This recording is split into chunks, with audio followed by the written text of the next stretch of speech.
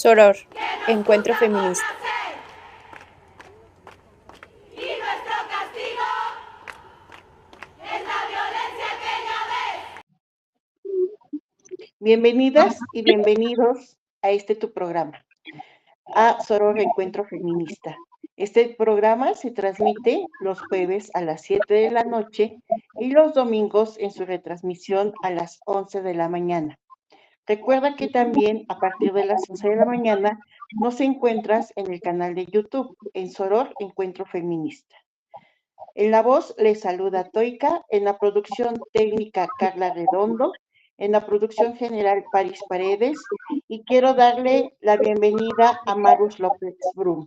Maru, ¿cómo estás? Hola, mi queridísima Toika, muy contenta, muy agradecida como siempre de que me invites a tu espacio. Hoy me gusta más que nunca que sea un espacio feminista por el tema que vamos a tocar, porque vamos a llegar a conversar de alguien que es, pues de alguna manera, yo diría que la madre del feminismo en Así México. es, Maru, la madre del feminismo en México, así le consideramos quienes nos reconocemos como feministas. Maru, antes de dar el lugar al inicio del programa, bueno, quiero señalar que el título del programa ha resultado súper, ¿no? Muy, muy interesante y muy bonito. El título es Otra forma de ser, Rosario Otro modo. Castellanos.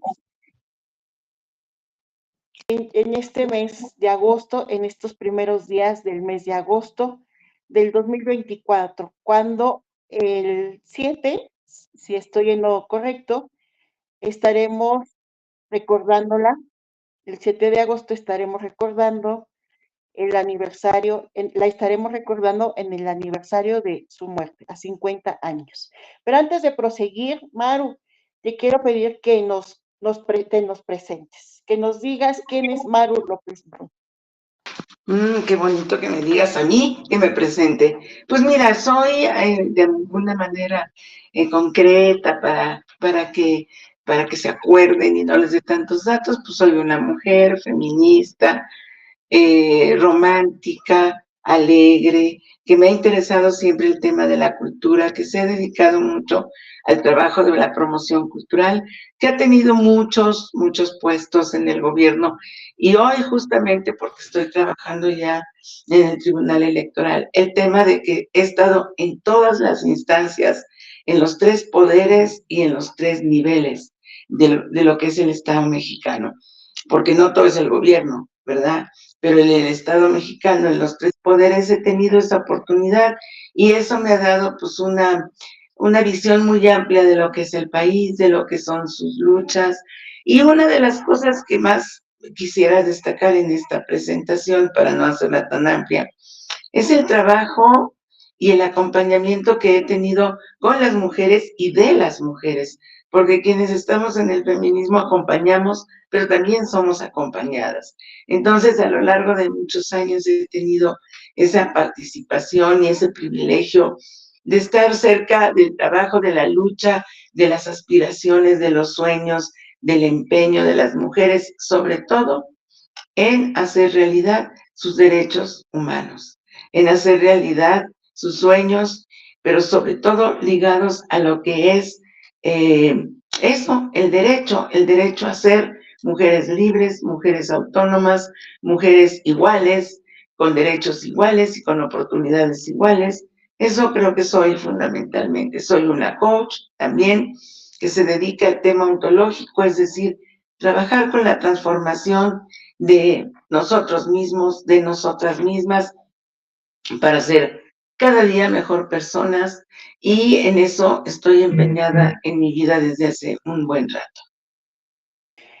¿Y quién más que tú, Maru López Brum, para justamente traer a la memoria, traer al presente la trayectoria de Rosario Castellanos? La trayectoria, la lucha, los éxitos, los logros de Rosario Castellanos y las tareas que nos dejó también.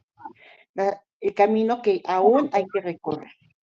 Pues bien, Maru, entonces, bienvenida bienvenida con tu trayectoria, bienvenida con tu experiencia y qué gusto que seas acompañante de las mujeres, de nosotras las mujeres, de nuestras voces, que lleves las voces de las mujeres a los diferentes ámbitos de participación, a los diferentes ámbitos de exigencia, a los diferentes ámbitos del cambio.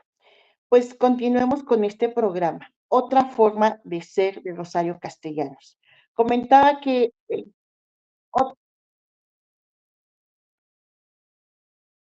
otro modo de ser. Así es. Y entonces, a 50 años de su muerte, este 7 de agosto del 2024. Rosario Castellanos, doy una breve introducción. Ella fue una mujer de una amplia trayectoria. Tú tienes bastante bien elaborada esta biografía, Maru, que has realizado para el tribunal. Platícanos, mejor tú platícanos de su trayectoria, de su biografía.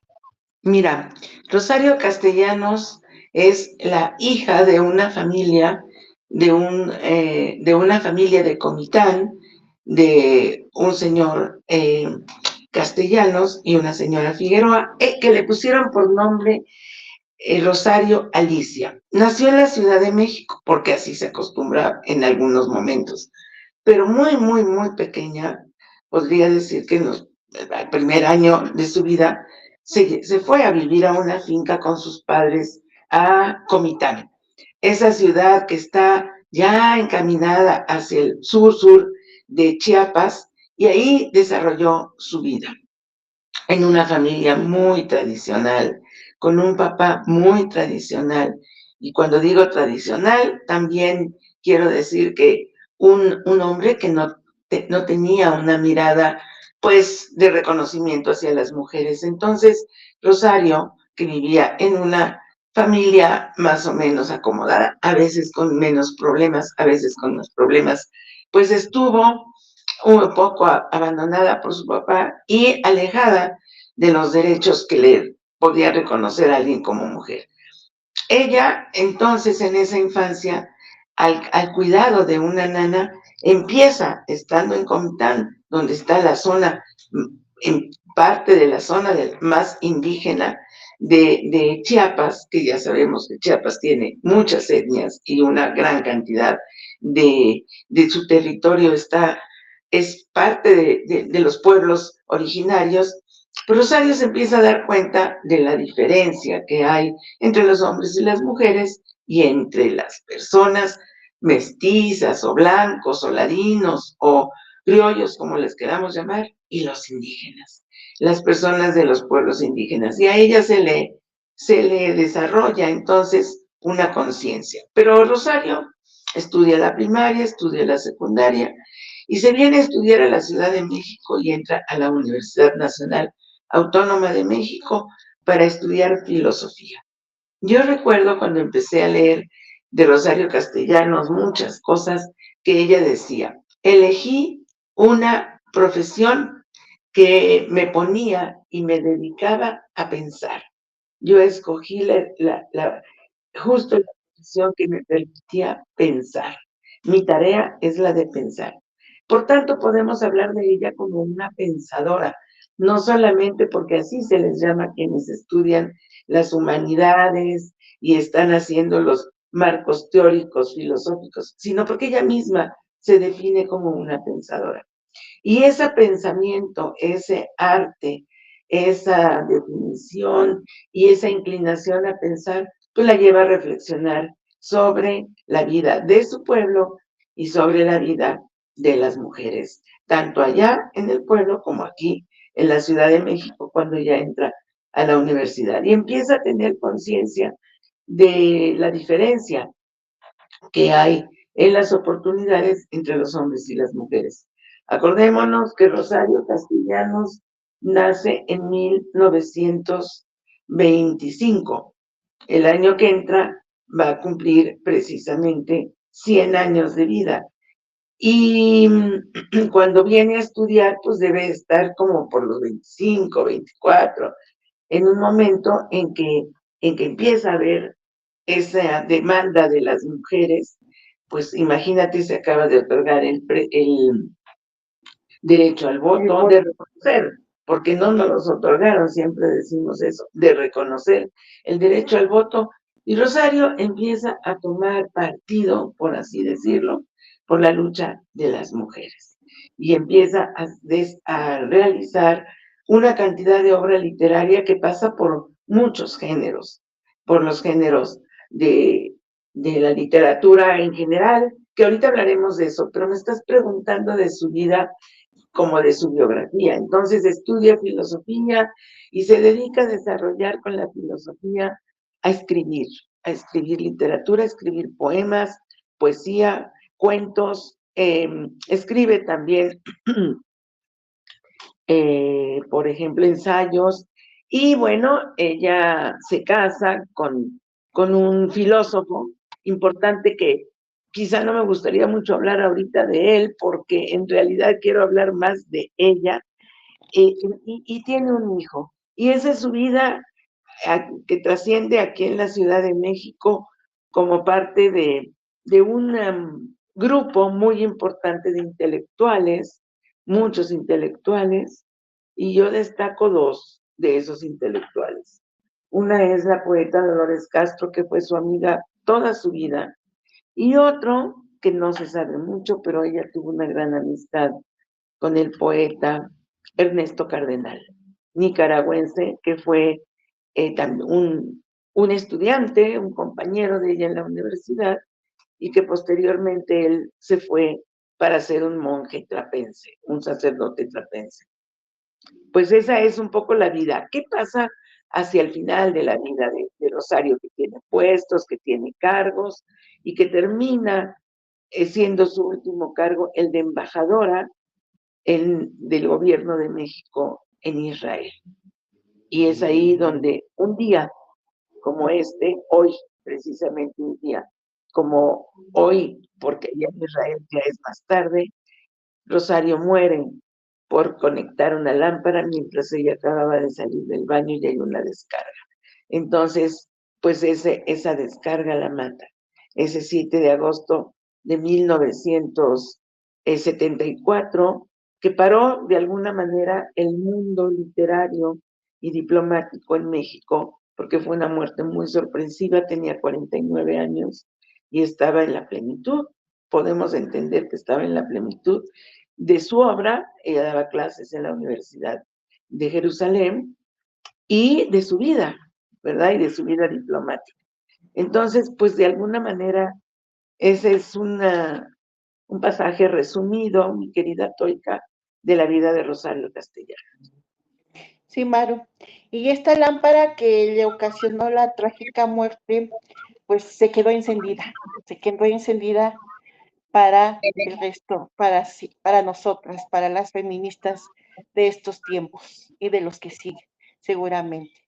Eso es lo que yo pienso, que en el momento en que la lámpara terminó con la vida física de Rosario, se encendió una luz para México y para el mundo, por todo el legado que Rosario Castellanos nos dejó. Fíjate que era 1974, acabamos de decir. 1975 fue el año que en México se llevó a cabo la primera conferencia por las mujeres, el Año Internacional de las Mujeres, nombrado así por las Naciones Unidas. Y Rosario tenía que estar ahí, era una de las personas que estaban destinadas y elegidas para que estuviera ahí. Era el periodo de Luis Echeverría, y bueno, había ya un gran movimiento, y no estuvo físicamente, pero empezó a estar como una ejemplo, como una iluminadora, como una luz, como Como un una referente.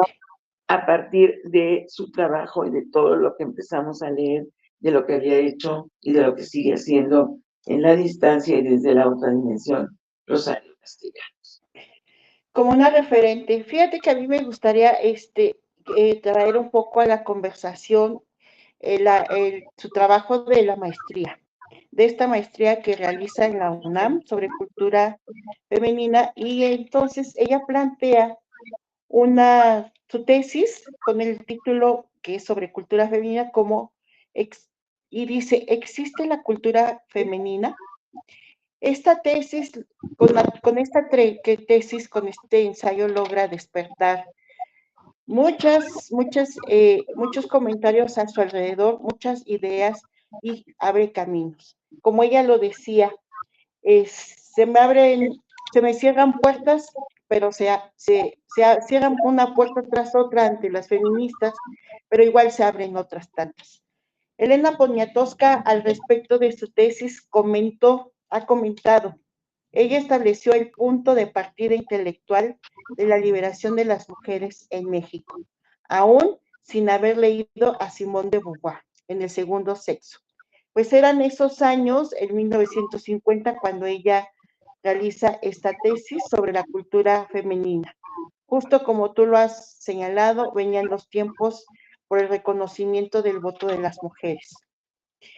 Y como también lo ha señalado Maru, en esta tesis critica a otros grandes autores, entre ellos a Simmel, entre ellos a Schopenhauer, por ejemplo, ¿no? Y los critica y dice, bueno, es que ustedes parece que quisieran que quieren mantener el monopolio sobre la autoridad intelectual, pero este monopolio para los hombres. O sea, señala a estos autores como en este sentido. Ustedes quieren mantener el monopolio para los hombres de la autoridad intelectual. Y entonces, y muestra justo en esta tesis lo que vienes tú señalando, esta situación histórica que tiene en un lugar marginal a las mujeres y que hoy reconocemos como estas brechas de desigualdad. Pero ella lo manifestaba, este lugar marginal en la cultura, este lugar marginal en la intelectualidad, y bueno, sabemos que esto tiene que ver con todos los aspectos de la vida, estas brechas de desigualdad que se reconocen y que afectan en general los derechos de las mujeres, ¿no? El derecho a la salud, a la alimentación, al trabajo, a la intelectualidad, al acceso a la educación, etcétera. Fíjate que yo consulté algunos documentos y cuando critica, por ejemplo, a Simmel, a este autor, dice es que usted mantiene o reconoce como una gran hazaña de las mujeres el hogar. Usted mantiene como que la naturaleza de las mujeres es el hogar, ¿no? Entonces, y sí, y bueno, hoy sigue siendo un tema de discusión, Maru, ante la necesidad, ante la exigencia de establecer un sistema de cuidados para que las mujeres no pierdan oportunidades de desarrollo. Me encanta que esto no sea una entrevista, sino un conversatorio, porque me doy cuenta que te pusiste a leer y a buscar y que además tú conoces mucho porque además has estudiado filosofía. Y no podemos, dicho sea de paso, no deberíamos de meternos en el tema de la filosofía sin tomar en cuenta, pues, algunas grandes mujeres, entre otras Simone de Beauvoir, pero por supuesto a Rosario Castellanos, que se la pasaba justamente haciendo esas reflexiones. Aquí estoy leyendo eso que acabas de comentar. Voy a decirte varias cosas. En 1972 escribió Poesía no eres tú, que tiene que ver con toda un desafío a lo que es la poesía tradicional y a usarla para la reflexión, como ella lo dice.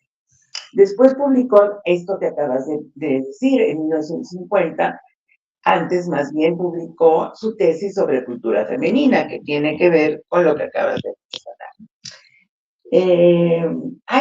Hay una obra de teatro, y esto que lo quiero mencionar relacionado con lo que acabas de decir, que se llama El Eterno Femenino. Es la única obra de teatro, y en El Eterno Femenino ella es un poco chusca, es realmente una obra chusca, una sátira sobre la forma en cómo estamos educadas las mujeres. Y un poco como para espejearnos, reírnos de lo que somos capaces de hacer. Y en lo que decías, que tiene que ver en esa crítica o esa reflexión que ella hace sobre la forma de que nos educan o nos estaban educando en ese tiempo para estar en el hogar. Ella tiene un escrito que se llama, que a mí me gusta mucho, y no lo encontré ahorita para traerlo, pero yo tenía un folletito y fíjate que me lo volaron, yo creo, porque era un muy lindo folleto que tenía cosas de Rosario y de gente que escribió, muchos intelectuales cuando ella se murió, pero ella tiene un escrito que se llama La, la abnegación es una virtud loca, y es una crítica muy fuerte a la cultura mexicana, porque cada vez que hablamos de las madres y del Día de las Madres, una de las grandes virtudes que se destacan es la abnegación.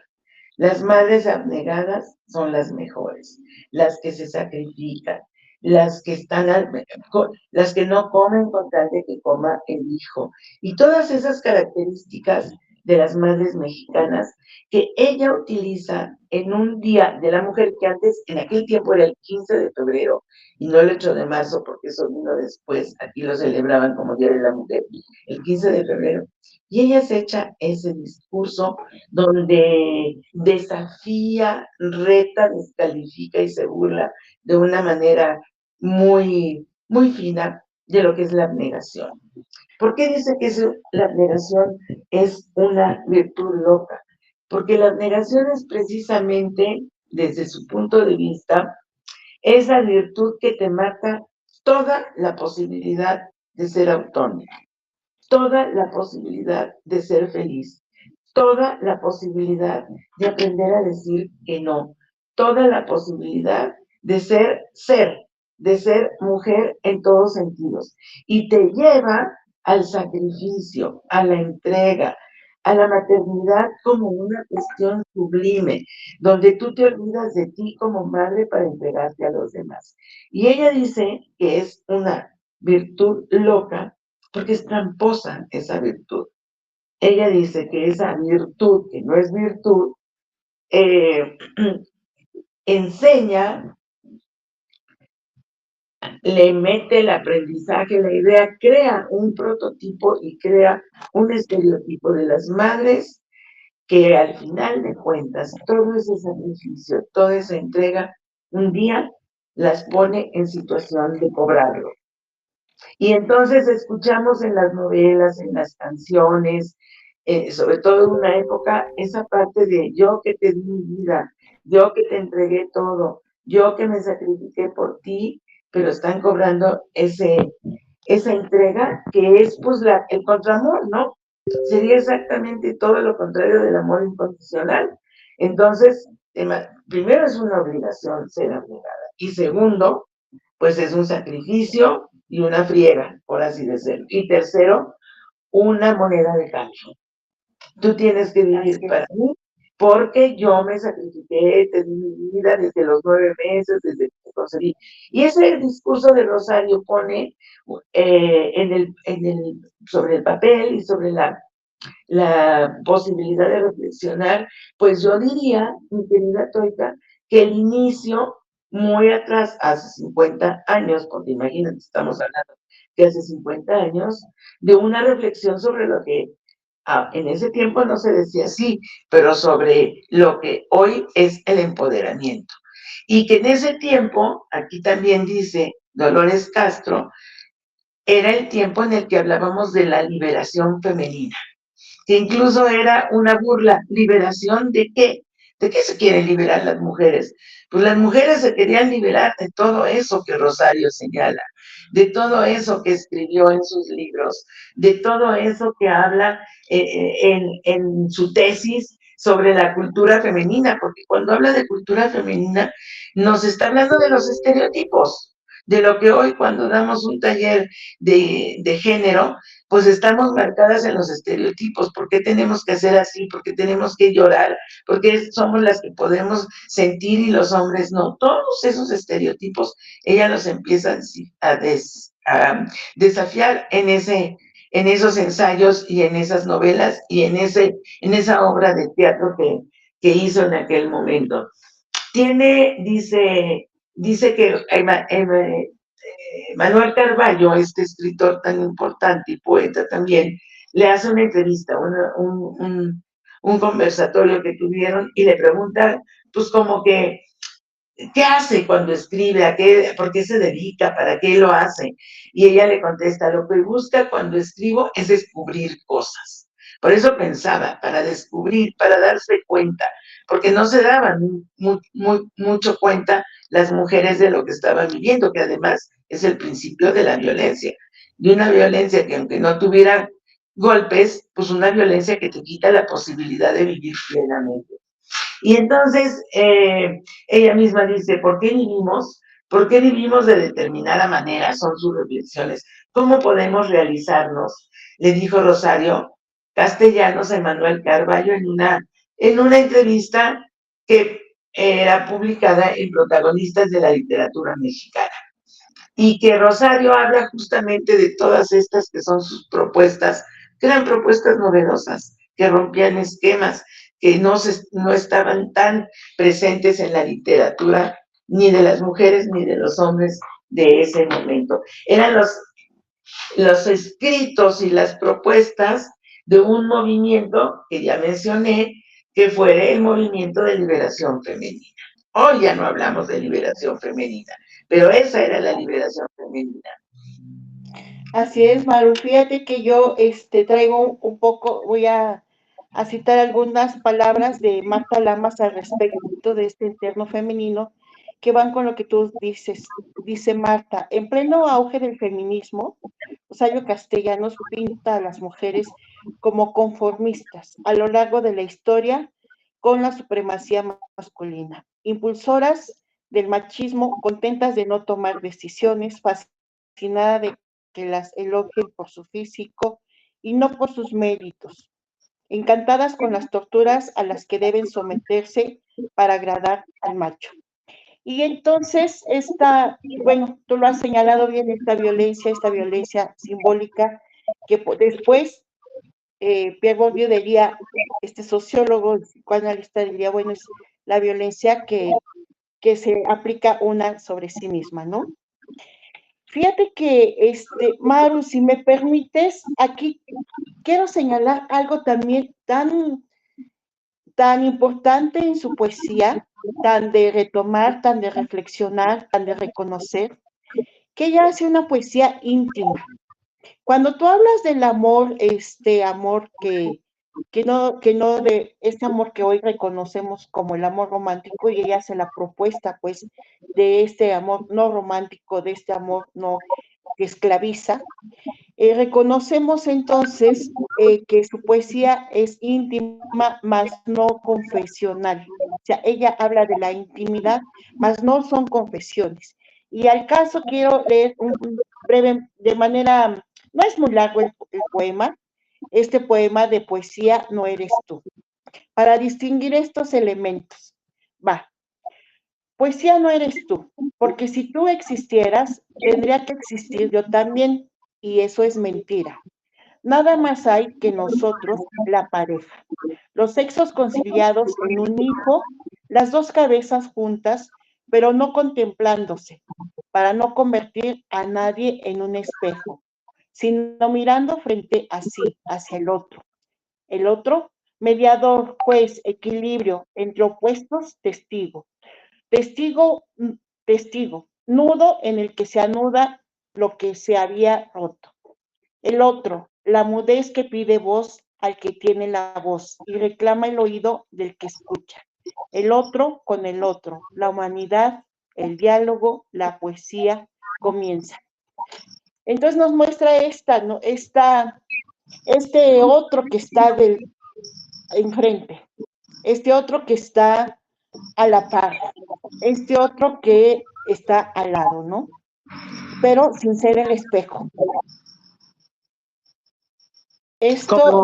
O sea, lo que tú estás poniendo en claro es que reconoce lo que llamamos ahora la otredad, ¿no? Así es. El otro como un ser completo que no está ligado a ti y que no está ligado al interlocutor, sino que tiene su vida propia, su propio camino y que se reconoce como alguien pues lo que llamamos con libertad o con autonomía.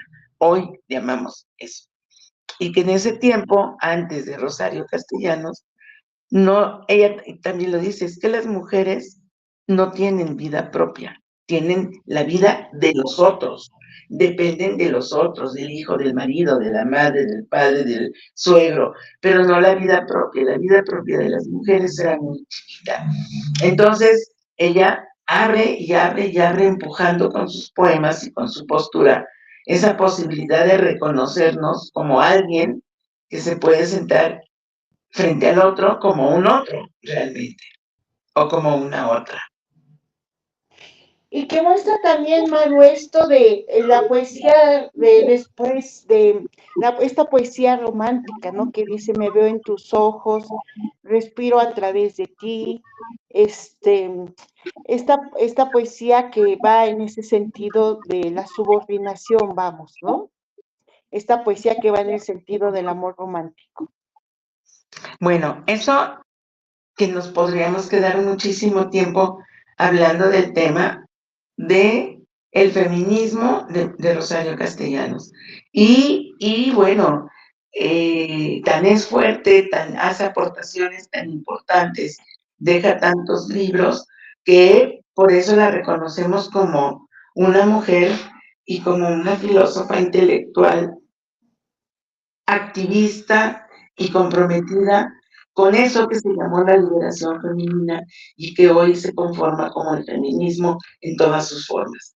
Yo creo que una primera o una cuestión fundamental para reconocer a Rosario, más allá de todo lo que es como intelectual y como el personaje de la filosofía y de la literatura, es reconocerla como la madre del feminismo mexicano, porque ella dio las bases para muchas reflexiones posteriores. Pero el otro tema que no podemos soslayar y que va ligado, porque ahí se da también la doble posibilidad de mirar, es su compromiso con los pueblos originarios, su compromiso con los indígenas y todo lo que ella vivió estando en Chiapas, cuando creció y cuando fue tantas veces y se comprometió tantas veces, que hasta un teatro de títeres armaron para poder regresar a Chiapas a hablar de lo que era la injusticia y la discriminación en que vivieron y siguen viviendo los pueblos indígenas en Chiapas. Ella se compromete y escribe varios libros que tienen que ver con eso. Uno que a mí me gusta muchísimo es Baluncanán, esa descripción de lo que sucedía en una sociedad tan polarizada, o la otra como Ciudad Real, que habla concretamente de lo que sucedía en San Cristóbal de las Casas, con una sociedad. Cuando hablamos de polarización, ahora digo, no, polarización la que se ha vivido en esos tiempos, donde los pueblos indígenas no podían ni siquiera caminar por las banquetas. Tenían que ir caminando por abajo en el arroyo de la calle, porque no los veían con esa dignidad para poder caminar por donde caminaban los coletos, que así se llaman, se dicen los originarios de San Cristóbal. Entonces ella recogió, no, yo creo que tiene ensayos, muchos ensayos, pero lo más, digamos, lo más fácil de entender y de verlo es a través de sus novelas y de sus escritos como estos que estamos hablando, Los Convidados también, pero bueno, en Baluncanán habla muchísimo de lo que es la sociedad chiapaneca con un mundo indígena tan grande. Esos compromisos de Rosario la ponen y la colocan en un lugar especial, porque es un referente para las mujeres y para los pueblos. Y como tú y yo sabemos, en los pueblos también hay mujeres que sufren la doble discriminación, la doble injusticia, la doble violencia por ser indígenas, por ser mujeres, lo que hoy llamamos la interseccionalidad, cuando se cruzan uno y otro y otro y otro motivo para no vivir en libertad. Entonces, no podemos olvidarnos de esta parte comprometida de Rosario Castellanos, que tiene un espacio muy especial también en la lucha de los pueblos originarios por tener una vida libre, por tener una vida feliz, por tener una vida plena. Eso creo que puede ser muy importante que también lo tomemos en cuenta. Los Convidados de Agosto se llama este libro que habla de las costumbres ancestrales, donde se habla de la clase media, cómo vivían y que nos da las referencias para darnos cuenta de la realidad de un estado que es muy especial para el resto del país, por el lugar donde está colocado, porque no iba a ser México, porque lo eligieron, como todos sabemos que era parte de la Capitanía de Guatemala, y decidieron anexarse a México. Entonces tiene una historia muy, muy especial, el inicio de Centroamérica, todo eso lo hace un pueblo, por un lado, mágico, aunque esté tan trillado, pero por otro lado también, pues un lugar donde se viven contradicciones tremendas que han lastimado a muchísima gente. Así es, Maru. Y fíjate que desde Chiapas nos hacen llegar esta carta abierta donde firman Fanny López, que es nominada a la medalla Rosario Castellanos en este 2024. El doctor Fernán Paria, que obtuvo la medalla en el 2009. Beatriz Paredes Rangel, que la obtuvo en el 2011. Óscar Oliva en el 2012, y otras más personas, entre ellas Kira Núñez de León y Elena Poniatowska, así como Ángeles Mastreta. Y nos dicen, voy a leer un fragmento breve. Porque el destino no es controlado por quienes deseamos no ver partir a quienes admiramos y respetamos, como fuera Rosario Castellanos Figueroa, ícono en la historia cultural, feminista, académica, social y diplomática de México, quienes firmamos galardoneadas y galardoneados con la medalla Rosario Castellanos, nos unimos en una sola voz para recordarla este 7 de agosto del 2024, a 5 décadas de su deceso en Tel Aviv. Es por ello que este es un recuerdo luctuoso. En esta fecha rendimos homenaje a su vida y obras, adelantando nuestro pedido al Honorable Congreso del Estado de Chiapas para que promueva a nivel nacional que el 2025, 2025, sea centenario de su natalicio y sea decretado el año de Rosario Castellanos. Bueno, esperemos que seguramente lo apruebe el Congreso. Pues sí, que se pongan las pilas en Chiapas para solicitarlo, para impulsarlo, y yo me apunto a hacer toda una labor, y me imagino que tú también, y muchas, para hacer este pedido de que el año de 2025 sea dedicado a Rosario Castellanos, por todo lo que dejó en obra tangible, ¿verdad? Porque además de esa cantidad de libros, esa poética, esa narrativa tan grande, esos ensayos tan importantes, pues es de primer nivel que la leamos, que la tengamos, que la difundamos, maravilloso me parece, pero por todo lo que justamente tiene que ver con una filosofía que nos sigue alimentando. Y me encanta porque ahorita estaba recordando que además hay como una síntesis, porque Rosario Castellanos se nutrió muchísimo de Sor Juana, fíjate. O sea que son las dos grandes mujeres mexicanas que nos aportaron toda una filosofía y que aportamos al mundo, porque además no solamente es nuestra, hoy es un tema universal. Sí, es un tema de actualidad, Maru.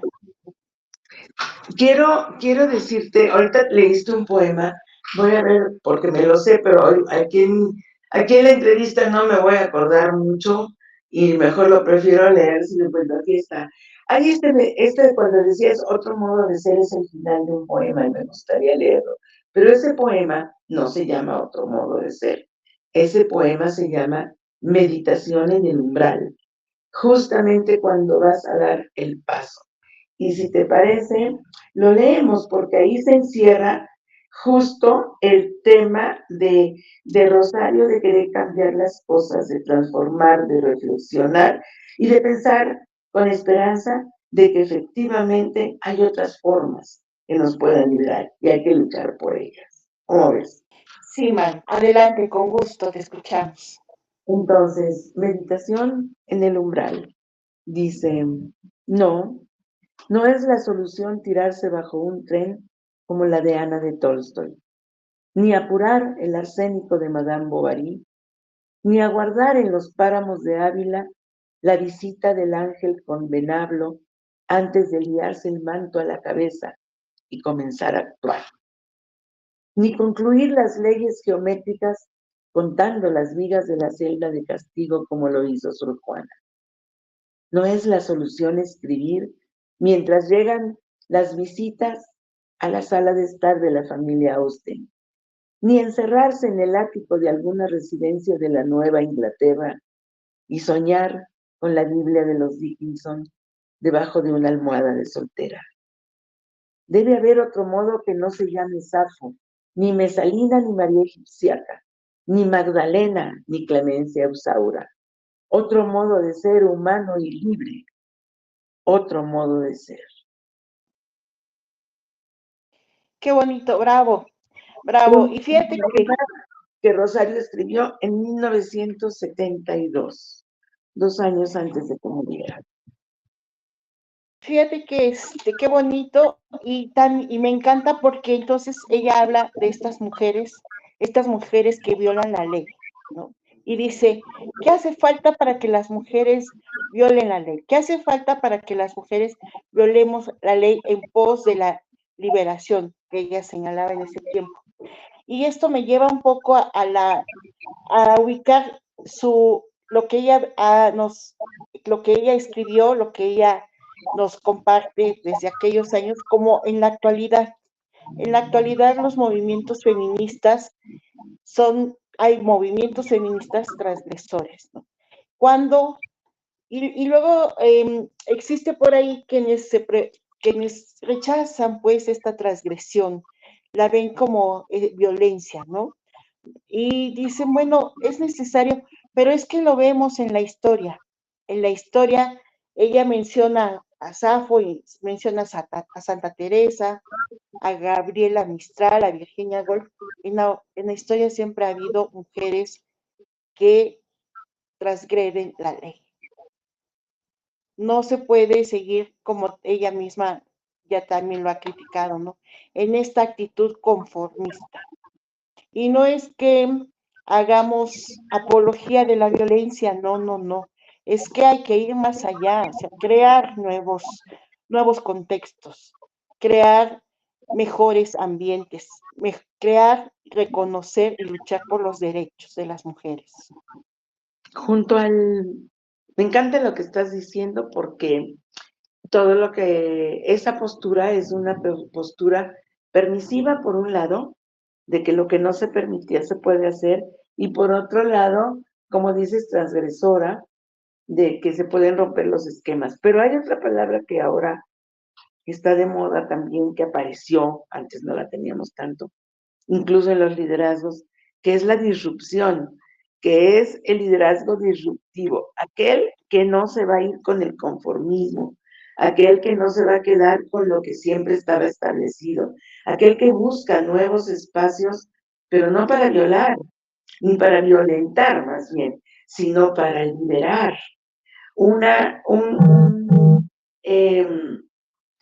Un liderazgo, una actitud disruptiva que nos permite ampliar capacidades de acción, capacidades de relación, de reconocimiento, de crecimiento y al final de cuentas, pues de existir, de poder existir en mejores condiciones. Y esa fue parte de lo que Rosario Castellanos fue. Fue transgresora porque rompió y se atrevió a criticar muchas cosas.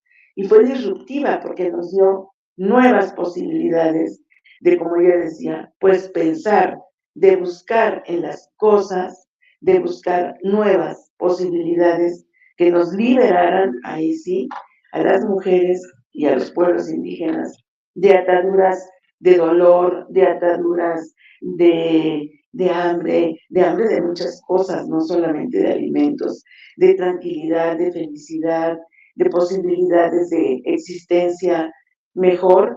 Bueno, ella fue capaz de entrar con esas transgresiones y con esas posturas disruptivas de decir eso que dijo en el poema. Debe haber otro modo de ser, porque el que tenemos no está correcto para la gente, no reconoce la grandeza de las personas. Debe haber otro modo de ser humano y libre, al final de cuentas. Entonces, pues eso nos deja Rosario. Yo estoy pensando ahorita con esta carta que mandó Kira y donde están firmados, que tienen esa firma de tantas personas conocidas, importantes, con esta petición, yo creo que deberíamos de abrir una como jornada, un camino, una jornada que se abre mañana, o hoy, porque en algunos lugares ya es día 7, que se abre mañana con la remembranza de esa lámpara que le quitó la vida a Rosario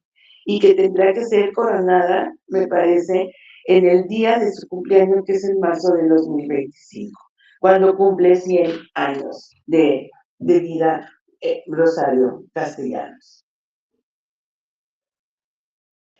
Sí, Manu, es importante hacerlo. Retomemos esta idea tuya, esta propuesta y hagamos la jornada. Pues Una jornada nacional, por lo menos. Claro, que nos hablemos mañana, que hablemos la semana que entra, que hablemos. Mira, vienen momentos importantísimos en el país de cambios que nos van a trascender. Vienen ya la semana que entra, porque ya está anunciado, oficialmente el declarar la elección ganada por una mujer. Posteriormente vendrá el momento en que le pongan la banda presidencial. Posteriormente vendrá la jornada de los 16 días. Muchísimas cosas. Y yo digo, en todos esos eventos deberíamos de tener una mención a Rosario Castellanos, porque ella es parte de todos estos logros, ella es parte de estos cambios, ella es parte y alimentadora y punto de referencia, incluso inspiración para todo esto que estamos logrando hoy. Que las niñas la conozcan, que las jóvenes la conozcan, las y los jóvenes, porque Rosario no escribió solo para las mujeres, escribió para todas las personas. Así es, Maru, ella es la inspiración, es la que nos ha trazado la ruta para esto que venimos logrando, tú, las otras, yo, entre todas. Y entre este logro es, pues, el que desde un momento, desde aquellos tiempos, el reconocimiento del derecho al voto, haberlo logrado, el voto, la paridad, y hoy tener una presidenta en México, una mujer presidenta en México. Así que entonces, pues nos congratulamos, Maru, y mantengamos vivo el espíritu y la trayectoria de Rosario Castellanos, nuestras enseñanzas. Estamos a punto de terminar el programa, Maru. ¿Nos quieres invitar, comentar, que nos quieres obsequiar con las últimas palabras? A ver,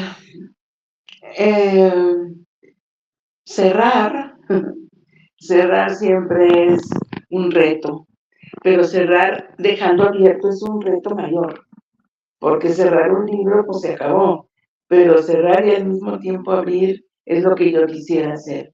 Cerrar este programa para abrir muchos programas y muchas actividades.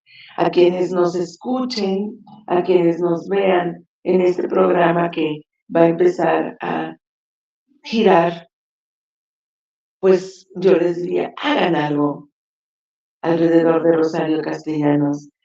No tienen que hacer mucho ni comprar un libro, que sería muy lindo comprar los libros, pero hoy, si ponemos en Google Rosario Castellanos, nos van a salir sus poemas, nos van a salir sus libros, nos van a salir sus escritos.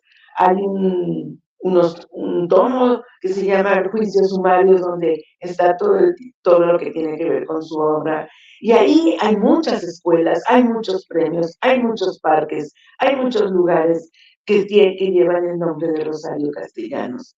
Yo me despido porque así me lo pides y porque ya nos toca cerrar, pues diciéndole a todo México que nos sintamos muy orgullosos de tener una filósofa del tamaño de Rosario Castellanos Figueroa.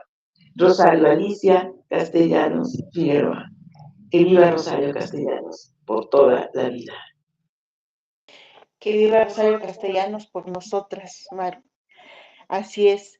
Pues nos despedimos con un gran abrazo, con estas propuestas, con estas exhortaciones que se nos den, ¿no? Que las logremos, que lo hagamos.